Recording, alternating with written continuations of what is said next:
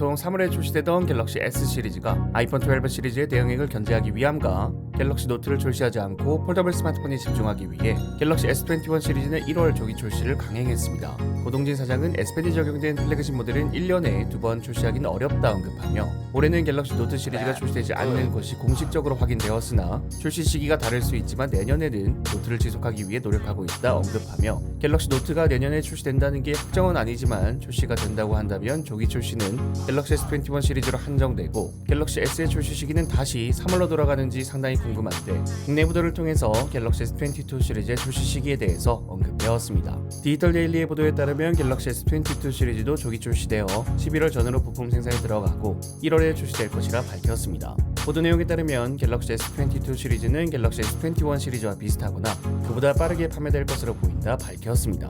1월 초 언팩 행사가 시행될 가능성도 제기되고 있어 예년보다 부품 업체들도 서두르는 분위기라고 합니다. 그리고 갤럭시 S22 시리즈의 출시 시기도 1월로 정해지게 되면서 4분기에 출시 예상되던 갤럭시 S21 펜 에디션은 갤럭시 S22 잠정 소비자들을 빼앗기지 않기 위해서인지 국내는 출시되지 않을 것이라고 합니다. 이번 보도 내용대로면 사실상 갤럭시 S 시리즈의 출시 시기는 일시적으로 변경되는 것이 아니라 1월로 자리를 잡은 게 아닐까 생각되고 폴더블 스마트폰 출시 주기를 1년 반으로 잡지 않고 지금처럼 1년 주기를 고수한다면 갤럭시 노트 시리즈는 지금과 같이 출시되지 않는 방향의 다른 제품으로 대체되지 않을까 하는 생각이 듭니다. 가장 이상적인 방향은 폴드 시리즈의 S펜 수납 공간을 만들어서 노트를 대체하는 것이 가장 좋지 않을까 싶고 갤럭시 S21 펜 에디션은 다시 한 번 더 국내 미출시 소식이 나왔습니다. 아직까지 계속 의견이 갈리고 있어서 뭐가 맞다고 확신할 수는 없을 것 같은데 만약 갤럭시 S21 펜 에디션이 출시되지 않는다면 갤럭시 A51을 비롯하여 LG가 스마트폰 사업을 절수하면서 애플이 있긴 하더라도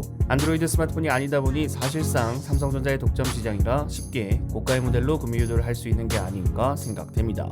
과연 이번 보도와는 다르게 갤럭시 S21은 국내에 출시가 될지 새롭게 출시되는 갤럭시 S22 시리즈는 모바일 RDNA를 통해서 엑시노스의 발열 및 성능 논란을 잠재울 수 있을지 궁금해집니다.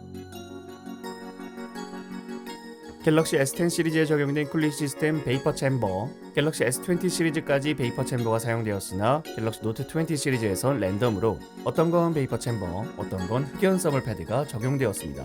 갤럭시 S21 시리즈에선 흑연 써멀 패드가 사용된 것으로 알려졌는데 갤럭시 S21 시리즈의 발열 문제가 과연 흑연 패드 때문이냐 유의미한 차이가 존재하지 않는다고 하죠. 그러나 베이퍼 챔버가 다시 채택될 가능성이 있어 보입니다.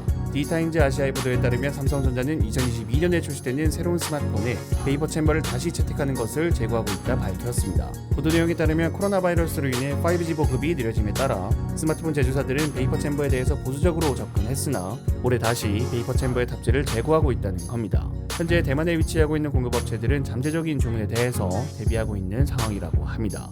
여러분들이 생각하시는 갤럭시 S22 시리즈에 대해서 댓글을 남겨주시면 감사드리겠습니다. 시청해주셔서 감사합니다. 지금까지 알비였습니다.